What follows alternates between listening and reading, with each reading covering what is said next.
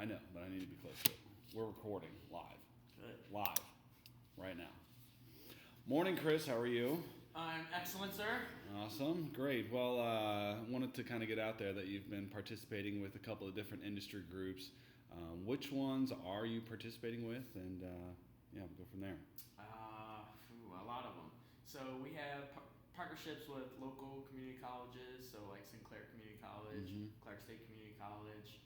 I also sit on several committees, either in a medical capacity or additive manufacturing capacity. So there's a committee that SME has pulled together. There's a committee that ASTM International, actually multiple committees. I'm probably the most involved with ASTM International. Okay. From an additive manufacturing standpoint and medical standpoint. Awesome. There's also Cincinnati State as well. So what was your motivation to get involved in these groups?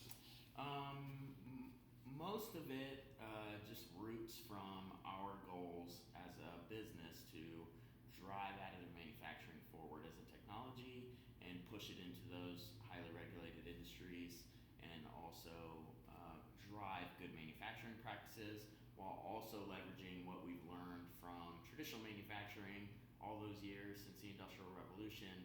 I think it would definitely benefit the technology to recognize the progress that industry has made also, and continue forward with progress in our own industry and kind of meld the two together. Great, awesome. Well, kind of answered the next one, but I'll still ask it anyway. What do you hope to contribute to these groups, and and what do you see for the future?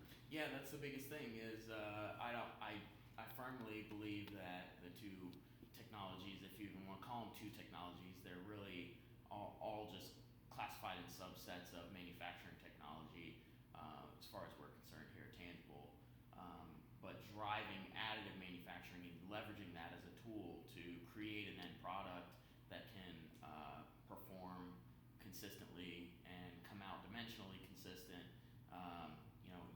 and then leveraging traditional manufacturing technologies for downstream means of post-processing or finishing to start honing in those finishing techniques so that we can produce great finished product. Awesome. Well, fantastic. Anything you want to leave everyone with a Friday afternoon? I don't know. Enjoy the weekend, I guess. All right. Thanks. Talk to you soon.